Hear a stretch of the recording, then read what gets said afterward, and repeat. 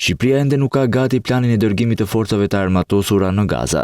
Ministri i Mbrojtjes Ermal Nufi, në daljen nga mbledhja e qeverisë, theksoi se autoritetet tona ende po mbledhin informacione mbi situatën, vendin apo misionin që do duhet të dërgojnë si angazhim i bordit të paqes. E gjithë koordinimi bëhet nga forca ndërkombëtare stabilizuese në Gaza.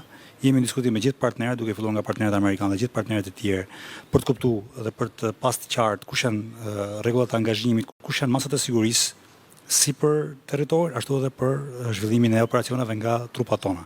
Industria ushtarake mbetet një prioritet për qeverinë. Në këtë drejtim vijojnë përpjekjet për bashkëpunim.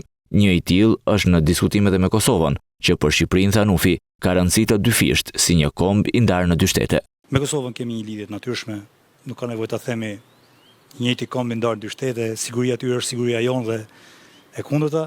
Besojmë që ne kemi shumë çka të ndajmë me njëri tjetrin. Në vizitën e fundit time në Prishtinë dhe në vizitën e fundit të zëvendësministrit të mbrojtjes të Kosovës kemi diskutuar pikërisht këtë temë për të pyesin sot. E gjithë teoria dhe e gjithë fushat e bashkëpunimit janë të jemi komplementar.